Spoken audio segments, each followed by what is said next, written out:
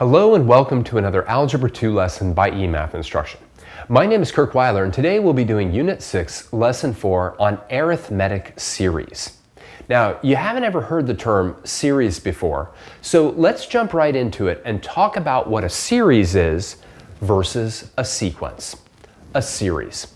A series is just the sum of the terms of a sequence. That's all it is.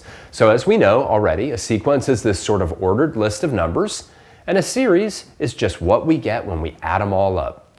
The fundamental definition / notion of a series is shown below. So let's take a look. The definition of a series. If the set A1, A2, A3, etc.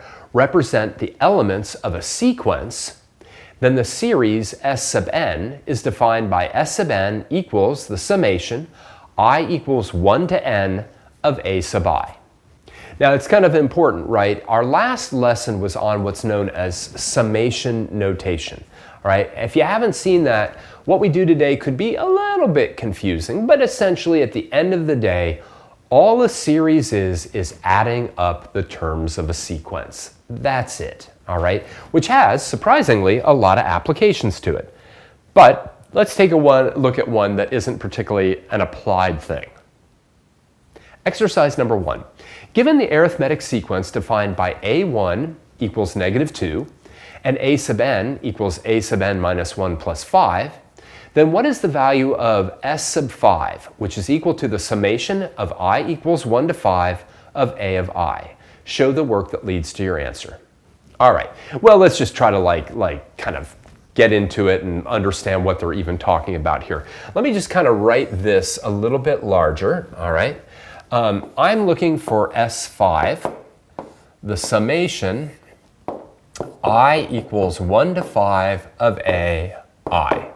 All right, now according to summation notation, what this is telling me to do is simply take 1, plug it in here, that would be A1, then bump up the I value by 1, A2, bump it up by 1, A3, A4, A5.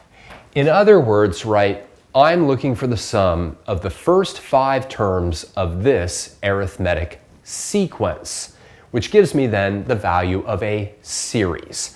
Now, of course, in order to do this sum, I need the values of A1, A2, A3, A4, A5, and of course, I'm going to produce those based on this recursive definition of my arithmetic sequence. So, pause the video now and see if you can find the value of this series. All right, well, let's get our values, right? So A1 is equal to -2, and A2 is equal to -2 plus 5, so that's 3. A3 is equal to 3 plus 5, which is 8. A4 is equal to 8 plus 5, which is 13. And A5 is equal to 13 plus 5, and that's 18. All right? So we've got our first 5 sequence terms, -2, 3, 8, 13, and 18.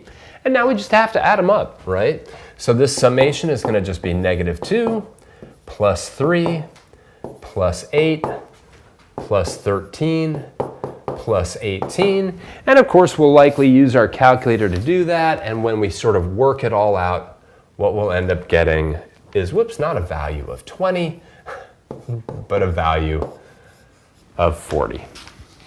A little bit too quickly in my head. But that's it, right? And that's, a series is such an easy idea. We've got these terms of a sequence, and we're going to add them all up, and that's called a series. Not surprisingly, an arithmetic series is when we add the terms of an arithmetic sequence. So that's what we're going to be doing today. We're going to be figuring out what the value we get is if we add up all the terms of an arithmetic sequence, giving us an arithmetic series. All right, arithmetic series. The sums associated with arithmetic sequences, known as arithmetic series, have interesting properties. Many applications, believe it or not, and values that can be predicted with what is commonly known as rainbow addition. All right, we'll talk about why it's called that in just a moment. Let's take a look at exercise number 2. Consider the arithmetic sequence defined by a sub 1 equals 3 and a sub n equals a sub n minus 1 plus 2. The series based on the first 8 terms of this sequence is shown below. Terms have been paired off as shown. Now, let's forget about letter A just for a second, right? We've got this arithmetic sequence, right, where the first term is 3 and each term is 2 more than the previous term. So we've got the first term is 3, the second term is 5, the third term is 7, 9, 11, 13, 15, 17, etc. And we want to add those all up. Now, we do that by a process called rainbow addition, and it's called rainbow addition because these things kind of look like a rainbow. And what we're going to be doing is we're going to be adding the first term and the last term, then the second term and the second to the last term, then the third term and the third to the last term, etc. So let's see if we can use this to come up with an interesting and quick way to do the sum without having to actually add up all the numbers. Letter A. What does each of the paired off sums equal? That should be easy. Go ahead and take a look. Well, 3 plus 17, right? 3 plus 17 is equal to 20. Then the second one is 5 plus 15, and that's equal to 20. And then we have 7 plus 13, and that's equal to 20. And then we have 9 plus 11, and that's equal to 20, right? So each of the paired sums is equal to 20. Letter B. Why does it make sense that this sum is constant? Think about this. Like, why do we keep getting the same sum each time? That seems weird. Pause the video and see if, even if you can't articulate it, at least think about why that must be the case. Right? It's kind of cool. Each time that we go up by 2 in a given pair, we then also on the other side go down by 2. So right, we've got the 3 plus 17, which is 20, but then we move the 3 up by 2, right? And we move the 17 down by 2, which means we're still getting the same sum because we have this like sort of adding 2 and subtracting 2, which kind of wipe each other out, and we continue to get the 20. So each pair both increases and decreases by the same amount. And of course, that would always occur with any arithmetic sequence/series, right? Whether we were going up by 2 and going down by 2, or whether we were going up by 8 and going down by 8, wouldn't really matter, right? Whatever the first thing is plus the last thing is would be the same as the second plus the second to the last, third plus the third to the last, etc. Now, letter C, how many pairs are there? Well, that's easy, right? 1, 2, 3, 4. Now, why are there 4 pairs, right? So there are 4 pairs, and it's important to understand why there are 4 pairs, right? There are 4 pairs because there are 8 elements or 8 terms. Right? So there's always going to be half as many pairs as there are elements. So letter D, using your answers to A and C, find the value of the sum using a multiplicative process. So instead of being like, 3 plus 5 is 8, plus 7, is 15, plus 9 is 24, plus 11 is 35, right? I don't want to do that, right? You should be able to use the fact that each pair is equal to 20 when summed, and the fact that there are 4 pairs to really quickly figure out what this sum is. Pause the video now and go ahead and figure that out. Well, it's got to be 80, right? Because there are 4 pairs, each of them is equal to 20, and therefore, right, we're going to get 80. And that's exactly what we would get if we did 3 plus 5 plus 7 plus 9 plus 11 plus 13 plus 15 plus 17, we would get 80. But the great thing about addition is that it's both commutative and associative. So that means we can add them any way we want, which means we're just going to add the first to the last. Whatever that sum is going to be that constant sum. And then we just have to figure out how many pairs there are. But the number of pairs will always equal the number of elements or terms divided by 2. Divided by 2. 2. Where's the camera? 2. Okay. Oy. Anyway. It's harder than you might think. Letter E. Generalize this now and create a formula for an arithmetic series sum based only on its first term a sub 1, its last term a sub n, and the number of terms n. This is great because again, think about it. You know, we would have a1 plus a2 plus a3 plus an, right? And we would do that addition, etc. All right? And each one of these would be the same sum. And what would that sum be, right? And how many pairs would there be? See if you can develop that formula.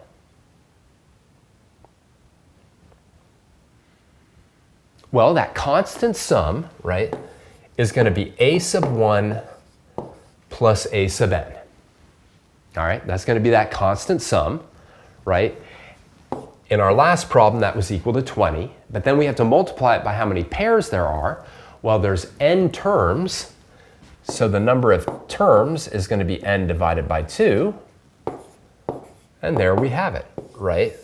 The sum will always be the number of pairs, which is n divided by 2, times the sum of the first and the last term.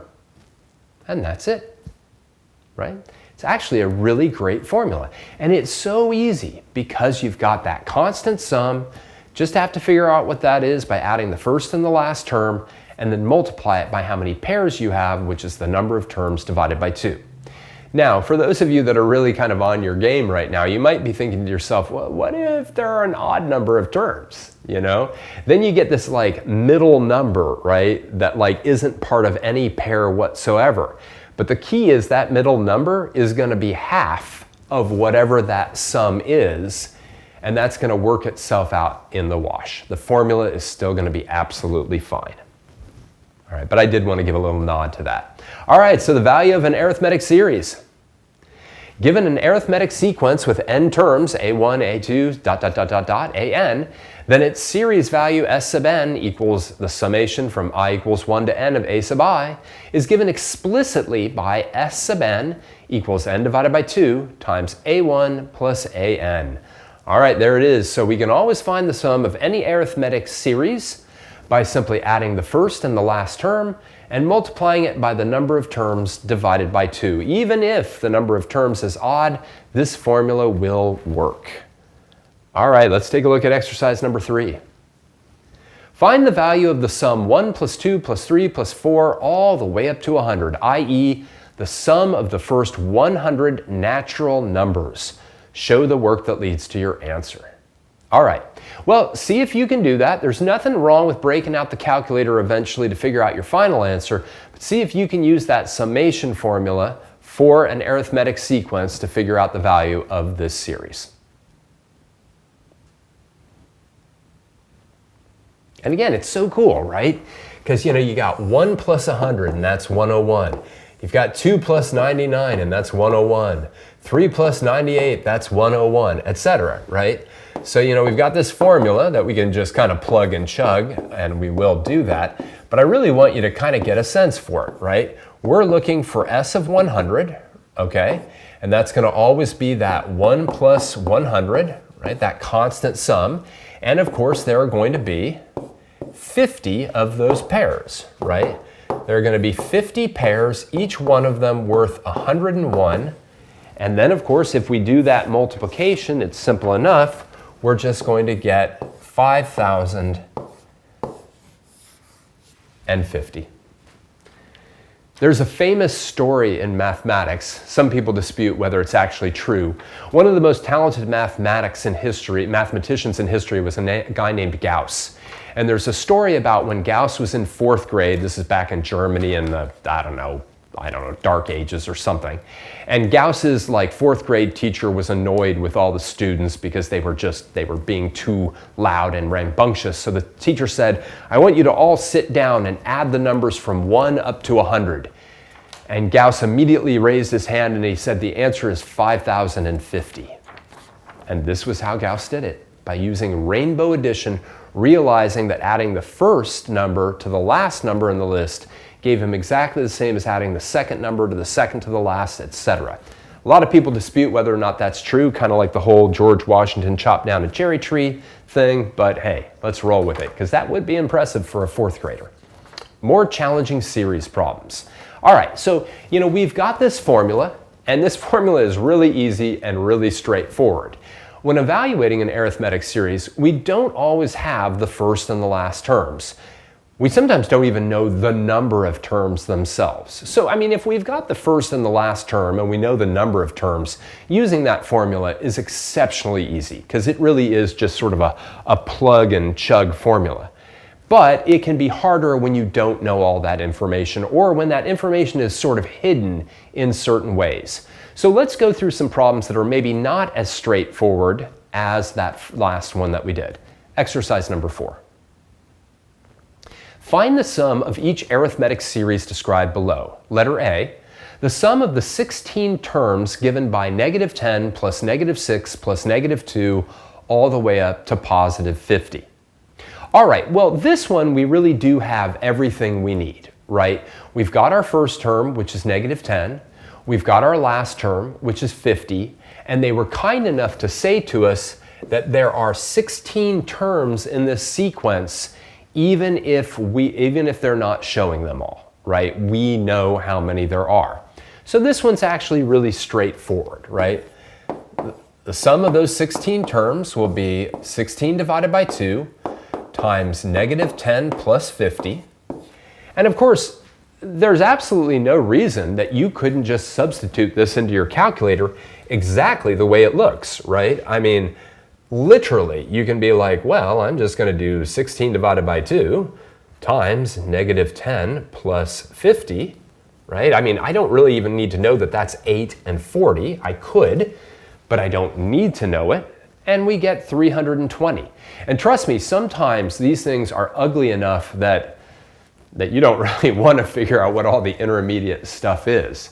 But if we add all those up together, that would be 320.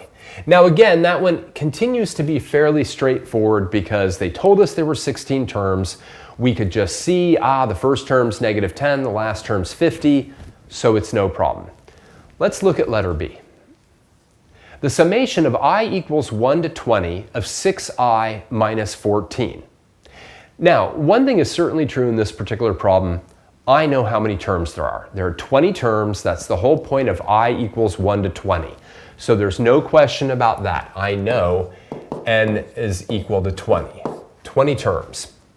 What I actually don't have in this problem, ironically, is either the first term or the last term.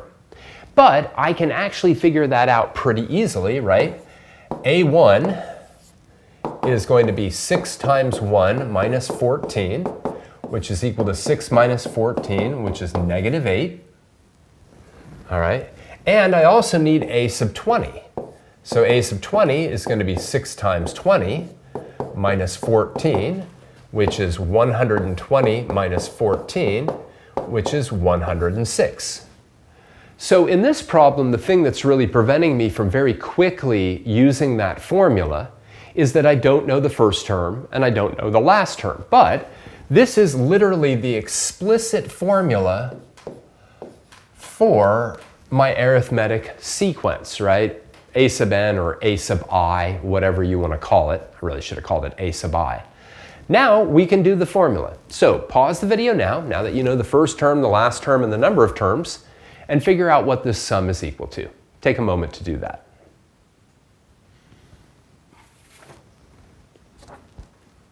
All right, well, This is the sum of 20 terms. So the number of pairs is going to be 20 divided by 2 times -8 plus 106. Again, we can enter that in our calculator exactly the way it looks, so we won't go through that again. And we end up getting 980. All right, pretty easy. Let's take a look at letter C. The last term is a sub 12 equals -29, and the common difference d is equal to -3. All right, what I'd like you to do is pause the video right now and think about what information we're missing. See if you can figure out any way to figure out that missing piece of information, and then see if you can figure out what the summation is. Pause the video now and try this problem.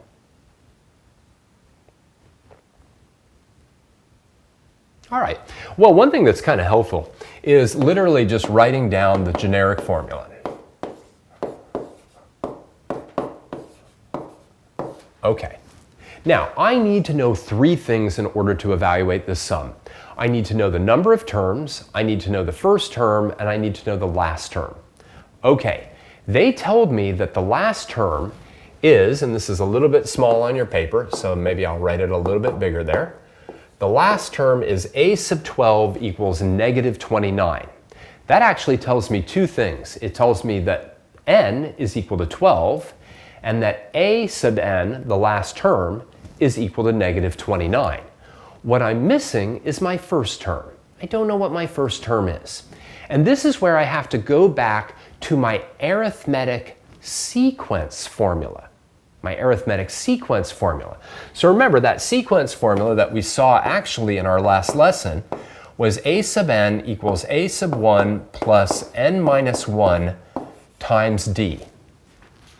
All right, now I can now use this formula to help me figure out what a sub 1 is. All right, and I can do that by putting -29 in for a sub n. A sub 1 I don't know, but I know n is 12. And I know my common difference is -3. And notice the only thing I have left now is a sub 1. I don't know what that is, right? But I can solve for it. Let me extend the page a little bit. I'll get -29 is equal to a1. And this is now going to be 11 times -3. So that's going to be a1 minus 33. I can add 33 to both sides. And what I find is that a1 is equal to +4. Now that doesn't get me my final answer right. That just gives me a piece of what I needed, or the final piece of what I needed to find my answer. So now I can finally say, all right, s sub 12 is going to be 12 divided by 2 times +4 plus -29. Again, I could just put that all into my calculator the way you have it. Simplified, it would be 6 times -25, and I believe that that is -150. Excellent. And again, you don't actually have to do this step. You could easily put this into your calculator. I even kind of like it this way because you're really like showing the process. First term plus last term times the number of terms gives me the sum. All right. In a very similar light, let's take a look at letter D. The sum, 5 plus 8 plus 11 plus ... plus 77. Again, what I would like you to do is look at this formula and ask yourself, what parts of that formula do we know? What part or parts do we not know? And how can we figure out what we don't know in terms of this formula? Pause the video now and see if you can figure that all out. All right, well, I know my first term, that's 5. I know my last term, that's 77. What I don't know is how many terms I have. So yet again, what I need to do is I need to go back to this formula, because this formula relates the last term, the first term, the number of terms, and the common difference. Now you might say, well, I don't know what the common difference is, but that I can actually see by observation, right? That's 3. All right. Now I can figure out the number of terms. Right? I can put 77 in for my last term.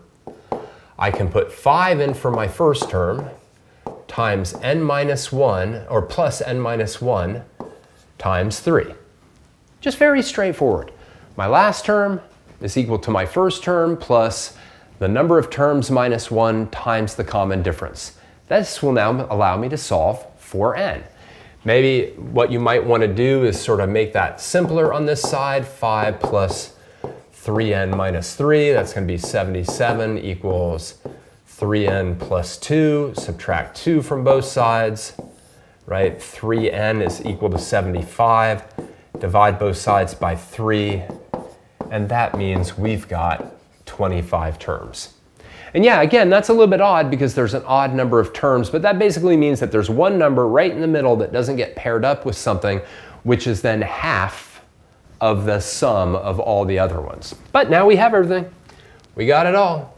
So we can now say the 25 sum is going to be 25 divided by 2 times 5 plus 77. And again, just kind of putting that all into your calculator, in that way, we find the sum is 1,025. All right, that's it. Now again, these can be tricky problems, especially things like letter C and letter D, because you not only have to use the arithmetic series formula, but you have to use the arithmetic sequence formula in order to find missing pieces to this particular formula. All right, let's do one last problem. Exercise number 5. Marcy has set up a college savings account for her daughter Ada. Marcy deposits $100 in the account the first month and then increases the amount she deposits by $10 per month each month. How much will be in the account after 10 years? Awesome. Well, what I'd like you to do is pause the video now and see how the approaches that we've worked on in this lesson can help you solve this problem.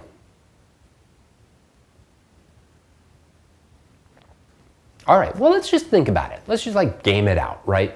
So in the first month, Marcy is going to deposit $100.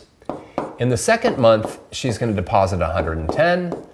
The third month, $120. The fourth month, $130, etc.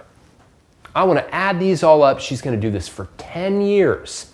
Now, remember, these are months, not years.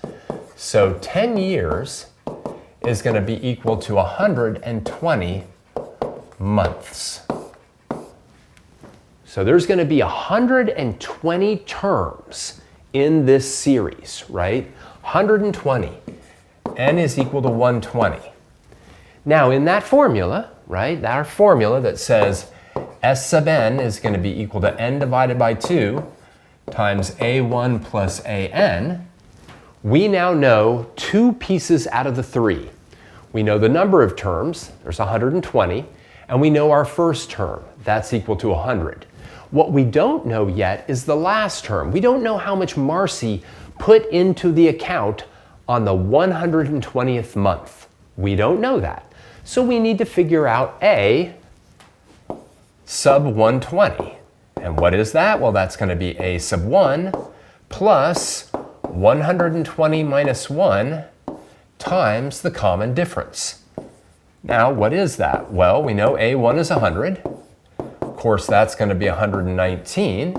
And the common difference is 10.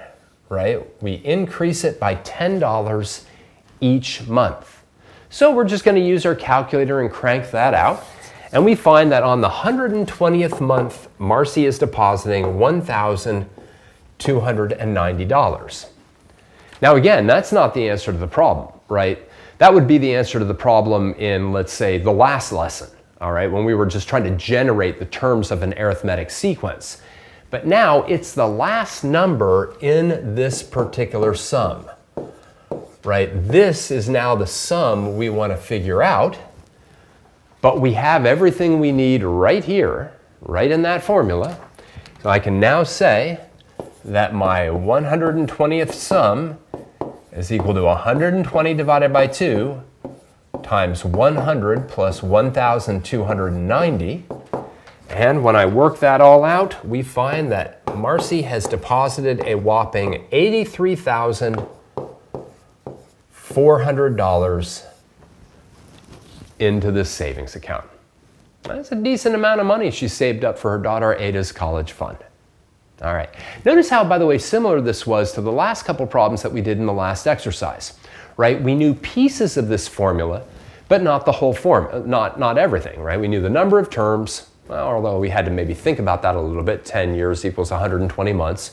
We certainly knew the first term, but we then had to use this arithmetic sequence formula to figure out the last term. All right, let's summarize. So this entire unit is called sequences and series, and we talked extensively about sequences in the first 2 lessons, all right, and back in Algebra 1.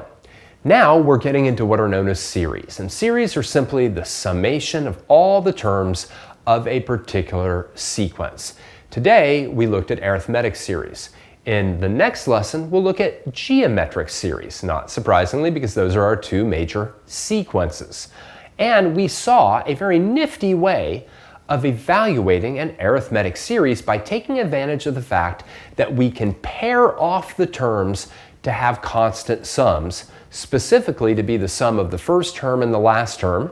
And then we just need to know how many pairs there are, but that's just the number of terms divided by 2.